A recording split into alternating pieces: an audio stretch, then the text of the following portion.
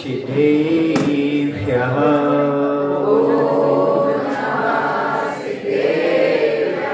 ॐ नमः सिद्धेभ्यः जय श्री ओम नमः सिद्धेभ्यः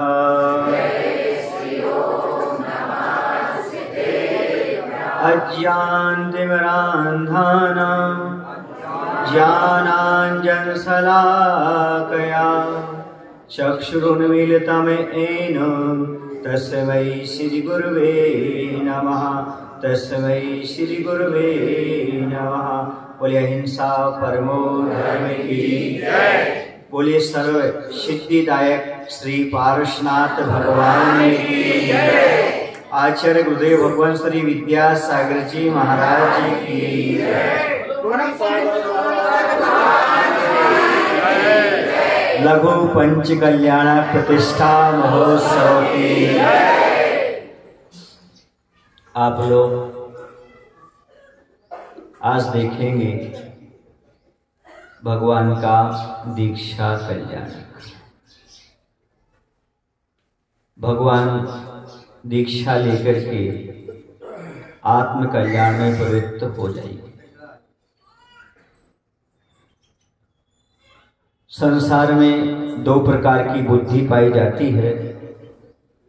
एक बुद्धि वह होती है जो रागमय होती है और दूसरी वो होती है जो वैराग्यमय हुआ करती है।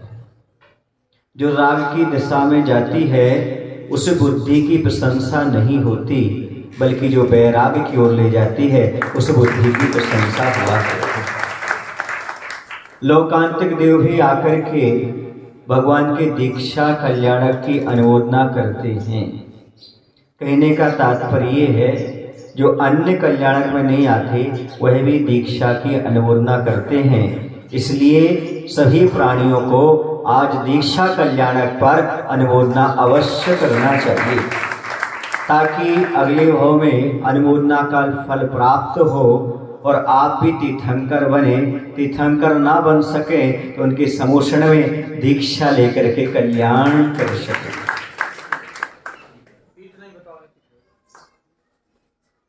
भैया को माइक दे तो एक। कहने का तात्पर्य ये है कि जिस संसार की असारता ज्ञात हो जाती है वह व्यक्ति संसार छोड़ने की बात करता है।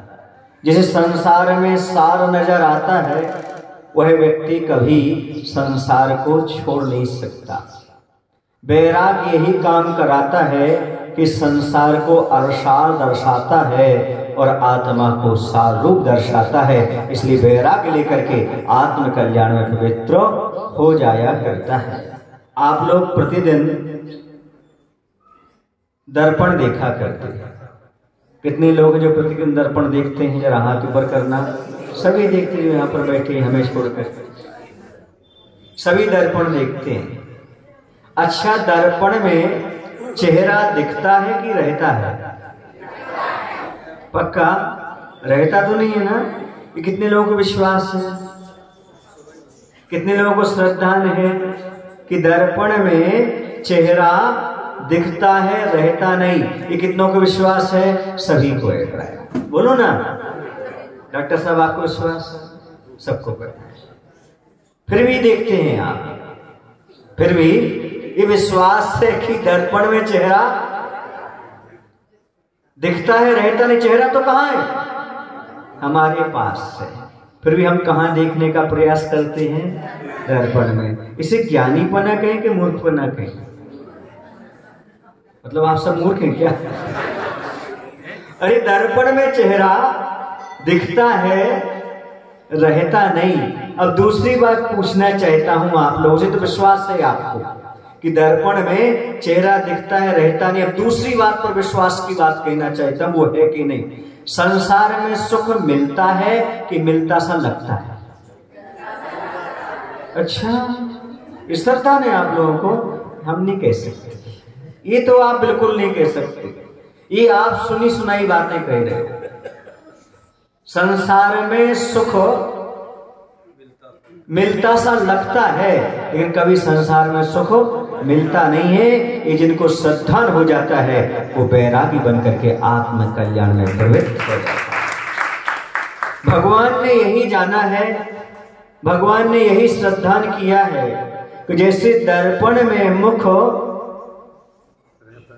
दिखता है रहता नहीं, वैसे संसार में सुख लगता है लेकिन कभी मिलता नहीं। जो ऐसा श्रद्धान कर गए वो घर परिवार संसार को छोड़कर के वन में दीक्षा ग्रहण कर गए और आत्म कल्याण में प्रवृत्त हो गए। आज तक व्यक्ति ने संसार में सुख खोजा है, पर अनंत ज्ञानी भगवान कहते संसार में सुख नहीं है। जैसे कि तेल जो होता है ना, वो रेत को पेलने से कभी तेल नहीं निकलता, पानी के मंथन से कभी नवनीत या मक्खन नहीं निकलता। आपने देखा कभी पानी के मंथन से नवनीत कभी नहीं निकलता, और रेत को पेलने से कभी तेल नहीं निकलता। केले के वृक्ष में कभी सार तत्व नहीं मिलता, गधे के कभी सींग नहीं उगते, आकाश में कभी फूल नहीं खिलते, वैसे बंधु संसार में कभी सुख की प्राप्ति नहीं होती। यह श्रद्धान आज तक संसारी प्राणी को नहीं हुआ, इसलिए पंचेंद्रिय के विषयों में सुख खोजना चाहता है। जैसे दर्पण में चेहरा खोजना चाहता है, ये जानता है वह कि दर्पण में चेहरा नहीं है, चेहरा हमारे पास है, लेकिन यह नहीं जान पा रहा है कि सुख संसार में नहीं, संसार तो हमारे, सुख तो हमारे पास है। जिस व्यक्ति को ये ज्ञात हो जाता है कि सुख संसार में नहीं हमारे पास है, पर वह सब कुछ छोड़ करके अपने आत्मा के नजदीक आ जाया करता है। जब तक पुण्य का उदय है तब तक लगता है कि सुख जैसा है, लेकिन जैसे ही थोड़ा सा पाप का उदय आता है तो उसे मालूम पड़ता है कि अरे ये तो हम सुख मान रहे थे, लेकिन ये भी सुख का दुख का कारण बन गया। हर वस्तु के पीछे प्रतिबिंब छुपा होता है, हर वस्तु के पीछे प्रतिबिंब छुपा होता है, हर खुशी के पीछे गम छुपा होता है, हर खुशी के पीछे गम छुपा होता है। दुनिया में इससे बड़ा कोई दोस्त नहीं होता, दुनिया में इससे बड़ा कोई दोस्त नहीं होता। सब जुदा होते हैं पर धर्म जुदा नहीं होता, पर धर्म जुदा नहीं होता। धर्म कभी जुदा नहीं होता। यदि अपने जीवन में कुछ सीखना चाहते हो, इस बात को हमेशा ध्यान रखो कि संसार में सब कुछ छूट जाएगा, साथ देने वाला मात्र धर्म है। और जब सब कुछ छूटना है तो समझदारी इसी में है, छोड़ देना चाहिए। जैसे भगवान ने सब कुछ छोड़ दिया और हमेशा के लिए आत्म कल्याण में प्रवृत्त हो गए।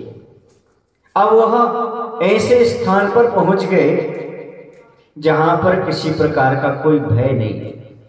संसार में हर जगह भय है। पद वाले को पद छिन जाने का है, धन वाले को धन चोरी हो जाने का है, शरीर जिसके पास है उसे रोग हो जाने का है। कोई नौकर है तो मालिक का डर है, कोई नागरिक है तो राजा का डर है। बताओ कहाँ डर नहीं है? लेकिन एक ही जगह डर नहीं है, उसका नाम है बैराग। बैराग्यमेव वयम्, बैराग में किसी प्रकार का भय नहीं होता, क्योंकि बैरागी जो अपने शरीर को ही अपना नहीं मानता तो भय की तो बात होती नहीं। जब परद्रव्य हमारा नहीं है तो भय की कोई बात नहीं होती।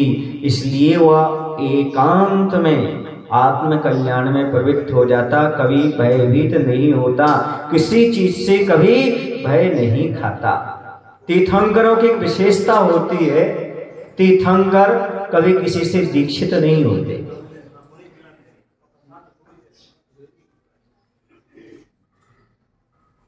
और न कभी को दीक्षा प्रदान करते हैं, न स्वयं दीक्षित होते हैं और न कभी किसी को दीक्षा देते हैं।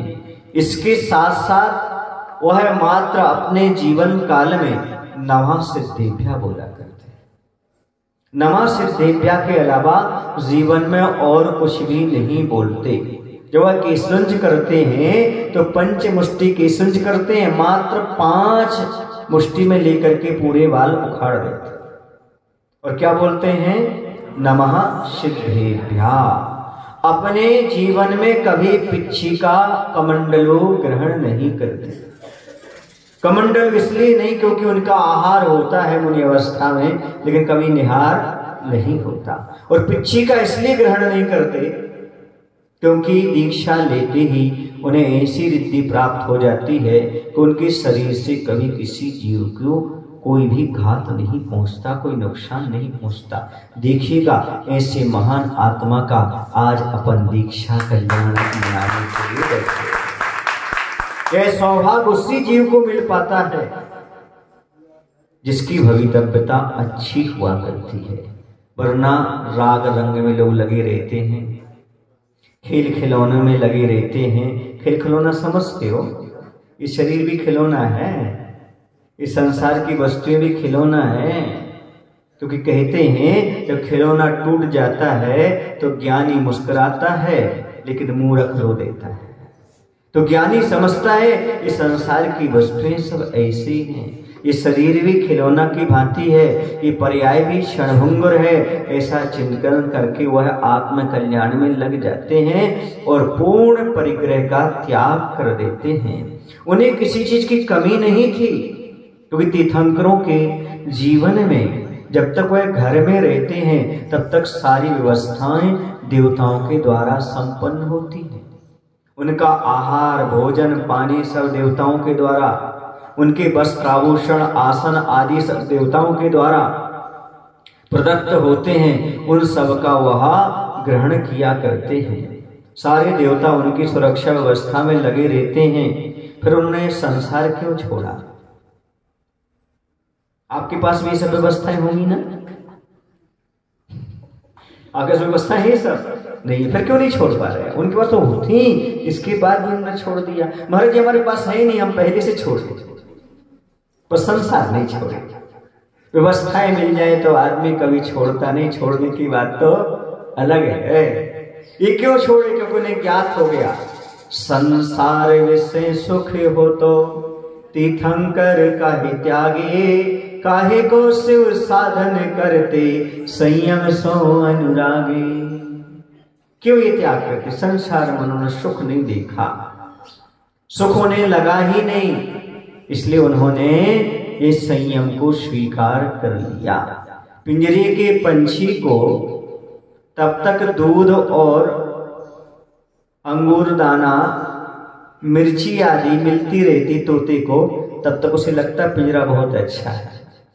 और जिस दिन मालिक बाहर चला जाता है, भूखा रह जाता है, तब तड़पता है, अरे हम तो पिंजरे के अंदर हैं। इसी प्रकार से संसारिक प्राणी की दशा है।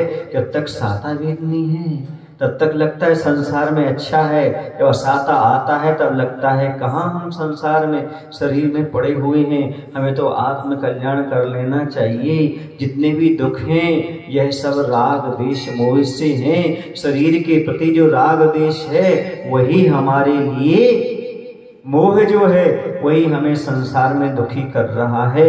यह सोच कर के वह कल्याण में प्रवृत्त हो जाते हैं। आचार्य श्री जी कहते हैं, बंधु हर एक व्यक्ति अपने आप को सौभाग्यशाली मानता है।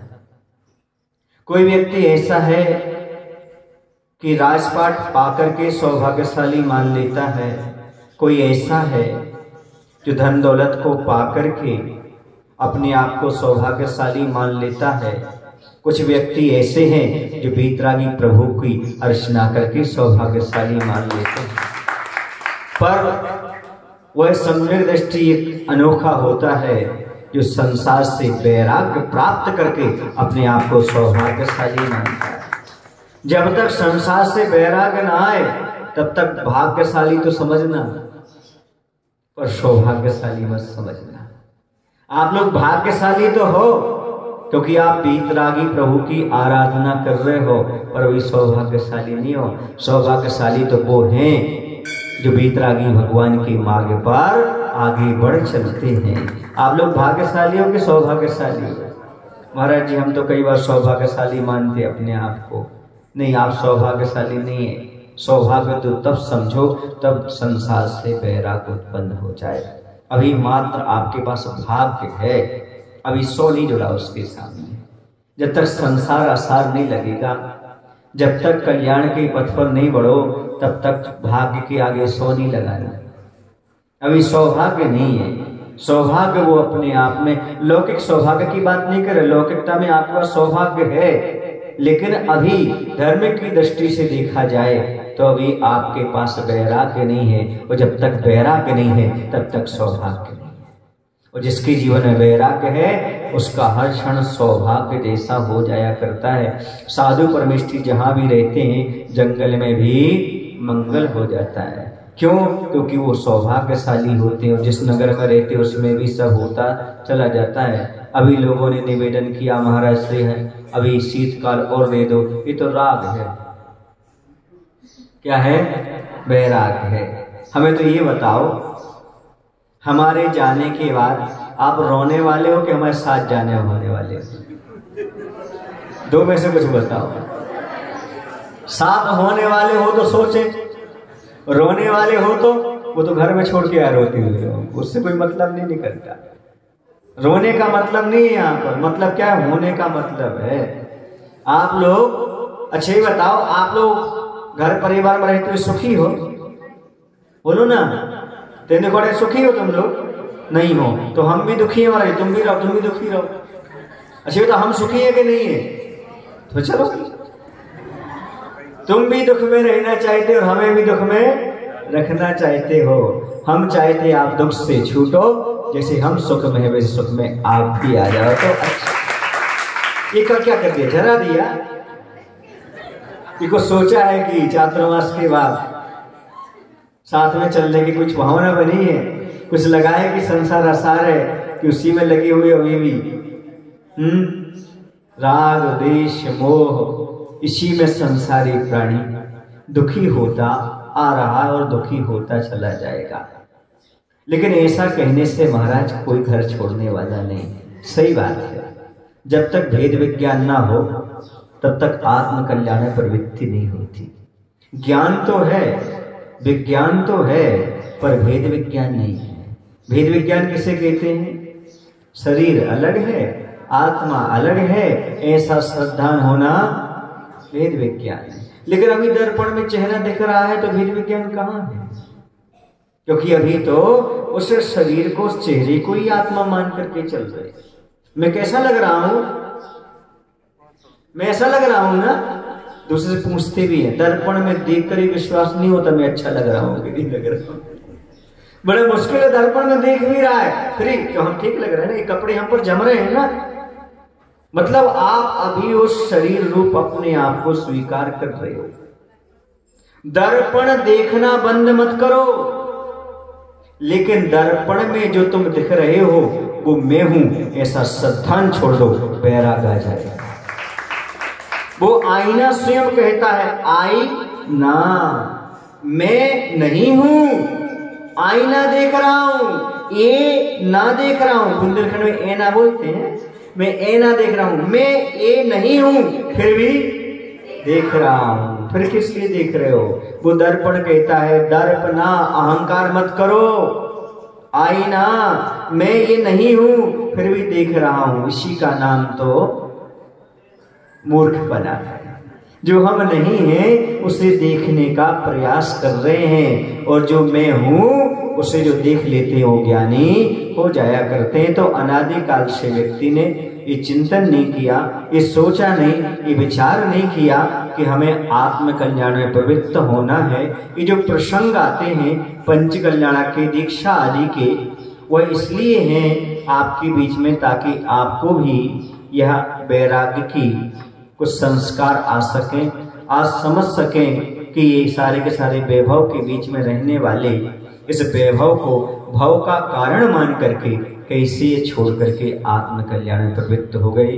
क्योंकि मोह का महल बहुत खतरनाक है। मोह के महल से हर कोई बाहर नहीं निकल सकता। और जो वो मोह के महल से बाहर निकलकर वन में चले गए, उन्हें आज हम सब नमन कर रहे हैं। धन्य वो इस मोह को छोड़ करके आत्म कल्याण में प्रवृत्त हो गए। यह सब संसार के सुख को फीका मान लिया, उनका आकर्षण सारा का सारा छूट गया। संसार का आकर्षण तब तक रहता है जब तक वस्तु स्वरूप का ज्ञान नहीं हो जाता। जब वस्तु स्वरूप का ज्ञान हो जाता है तो यह संसार क्षणभंगुर लगने लगता है।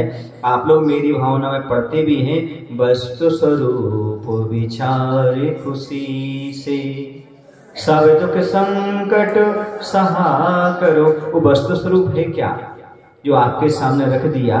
जन्म हुआ है तो मरण होना है, शरीर साथ में नहीं जाता, पर पदार्थ साथ में नहीं जाते, एक आत्मा ही साथ में जाती है, हमारे की कर्म साथ में जाते हैं। ये यूनिवर्सल ट्रुथ है, इस सार्वभौमिक सत्य है। इस वस्तु स्वरूप को जो व्यक्ति समझ लेता है वह संसार को छोड़ करके और आत्म कल्याण में प्रवृत्त हो जाता है।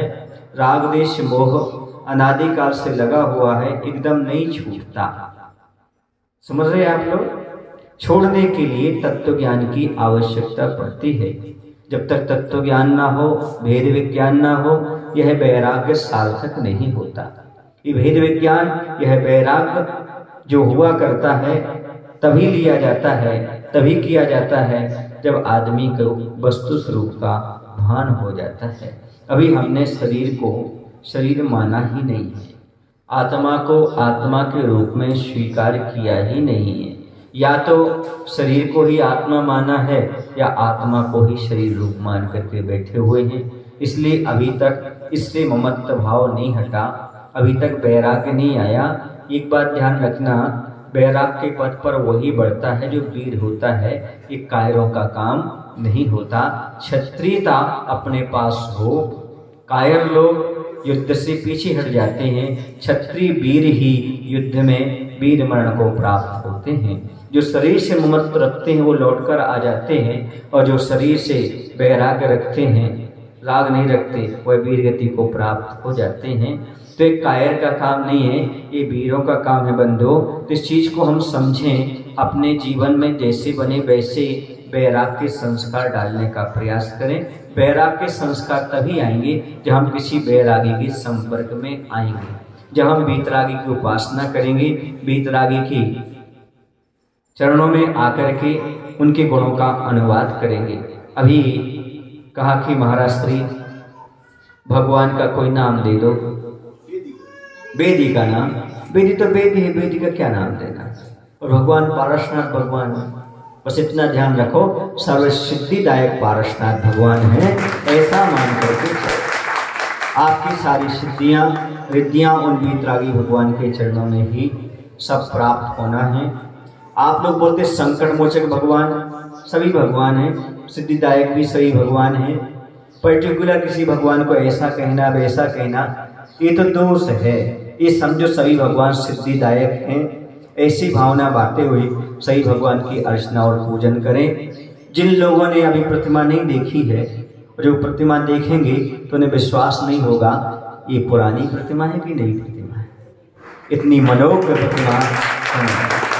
और अभी जब संस्कार होंगे, संस्कार के उपरांत दीक्षा कल्याणक के, ज्ञान कल्याणक के, मोक्ष कल्याणक के, उसके बाद जब अभिषेक करोगे तब भगवान के दर्शन करोगे, तब आपकी दृष्टि हटने वाली नहीं है और आपकी कोई भी कामना अधूरी रहने वाली नहीं है, ये पक्का है।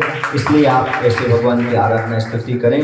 अब अन्य क्रियाओं का भी समय हो रहा है। बोले महावीर भगवान की जय। आचार्य गुरु भगवान श्री विद्यासागर जी महाराज जी की जय।